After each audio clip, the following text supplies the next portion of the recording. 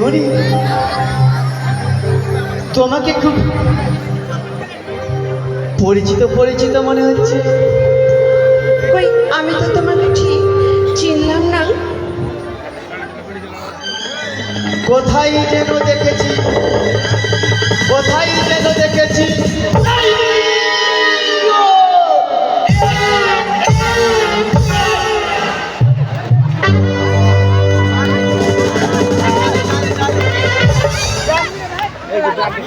মনে পড়েছে গো,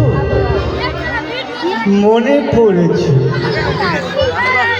এই কিছুদিন আগে এই রানীনগর বাজারে তোমার সাথে আমার দেখা হয়েছিল, আর আমরা দুজন একই দোকানে বসে ফুচকা খাচ্ছিলাম,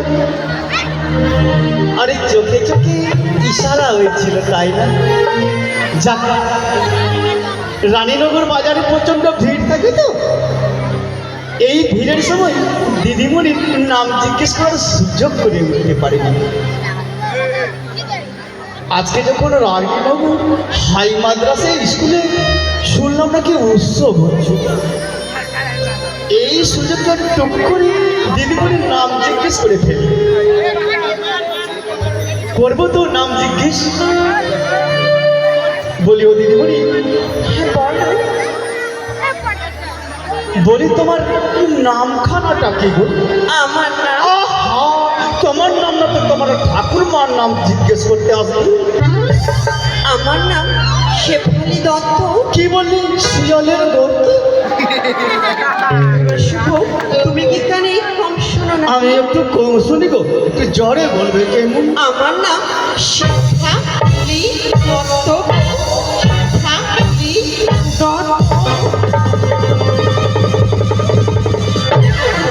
তাই বলো, আর আমি ভেবে বসে আছি তোমার নাম নাকি আবার শিয়ালের দত্ত। শিয়ালের দত্ত। এই যে ভদ্রলোক, হ্যাঁ। আমাকে তো একা পেয়ে আমার নাম জিজ্ঞাসা করলে, তাই না? হ্যাঁ, তা তো করলাম, তা তো করলাম, এতে কি হয়েছে বলো দেখে? এবার তোমার নামটা কি একটু বলবে? ও আমার নাম শুনতে চাও বুঝি? হ্যাঁ গো, এই যে দিদিমণি, বলো। আমি কিন্তু আমার নাম বলবো ঠিকই, তোমাকে মন দিয়ে শুনতে হবে কেমন? বেশ।